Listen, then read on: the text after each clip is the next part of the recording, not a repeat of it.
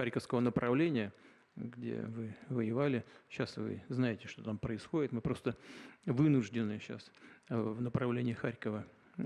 Presiden Rusia Vladimir Putin berjanji akan melakukan gencatan senjata dan mengakhiri serangannya di Ukraina yang telah berlangsung selama 2 warsa tepatnya sejak Februari 2022.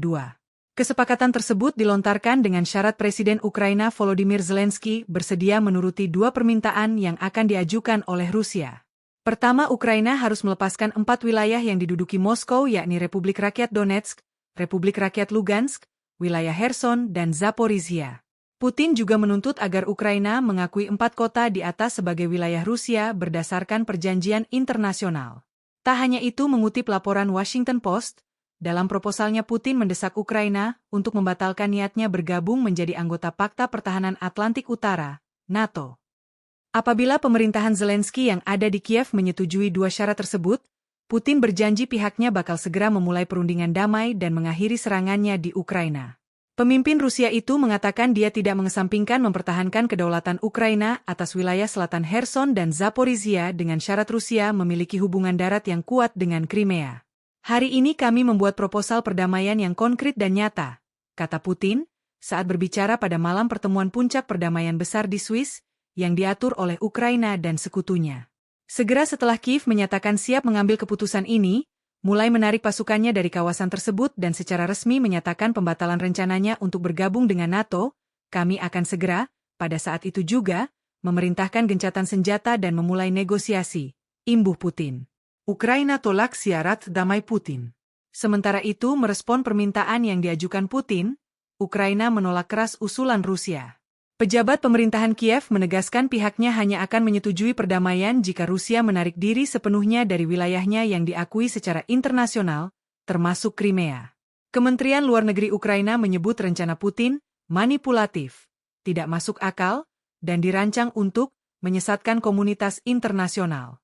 Lantaran syarat yang diajukan Putin hanya melemahkan upaya diplomatik yang bertujuan mencapai perdamaian yang adil, dan memecah kesatuan mayoritas dunia berdasarkan tujuan dan prinsip piagam PBB. Hal senada juga dilontarkan Mikhailo Podolyak, penasihat Presiden Ukraina Volodymyr Zelensky dalam cuitannya di X. Ia menyatakan usulan Putin adalah standar agresor yang sudah sering terdengar.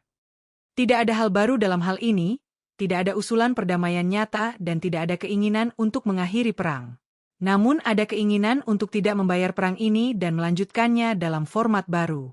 Itu semua palsu, tulis Podolyak di Twitter. Para pendukung Ukraina dari Barat juga mengecam Rusia atas usulan tersebut.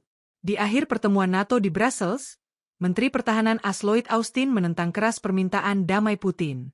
Ia menganggap usulan Putin yang meminta Ukraina melepaskan Republik Rakyat Donetsk, Republik Rakyat Lugansk, wilayah Kherson dan Zaporizhia adalah tindakan ilegal.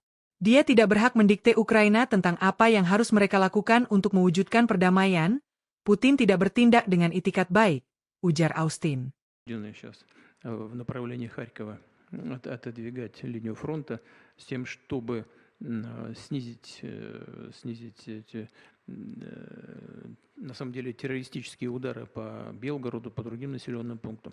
Понятно, что та глубина там 10-15 километров, 17, она не лишает противника возможности наносить удары более дальнобойными средствами поражения.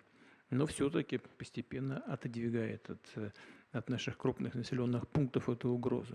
Но действовать нужно аккуратно, постепенно. Download Tribun X sekarang, menghadirkan lokal menjadi Indonesia.